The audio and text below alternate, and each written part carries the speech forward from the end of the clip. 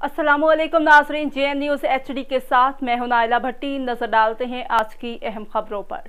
अब रुक करेंगे राजनपुर का। Director anti corruption DG Khan Mohammad Kashif Rafiq ने करप्ट नासुरों का घेरा तंग कर दिया। तमाम पेंडिंग इंक्वायरियों की खुद समाअत की।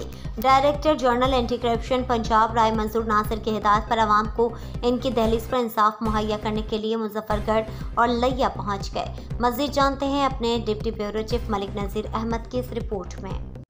करप्शन में मुलव्वस अफसरान जिन्होंने इख्तियारात का नाजायज़ इस्तेमाल करके गवर्नमेंट ख़जाने को बेदर्दी से लूटा, उनकी लिस्टें तैयार कर ली गईं। नए तैनात regional director anti corruption Mohammad Kashif Rafiq Sindhu ने करप्ट नासूरों के खिलाफ सोर्स रिपोर्ट के जरिए कार्रवाई के अहकाम जारी कर दिए।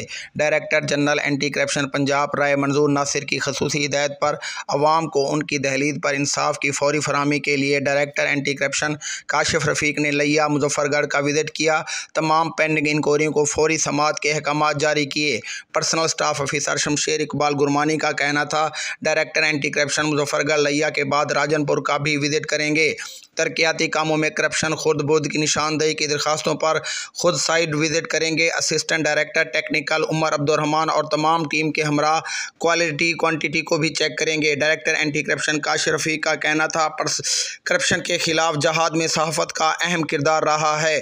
करप्शन के मुकम्मल खात्मे के लिए अवाम हमारा साथ दे। उनका कहना था, अवाम को फौरी इंसाफ मेरी अवलीन तरजीह होगी। इंसाफ में नाजायज़ ताख़ीर नाइंसाफ़ी के ज़ुमरे में आती है। कैमरा टीम के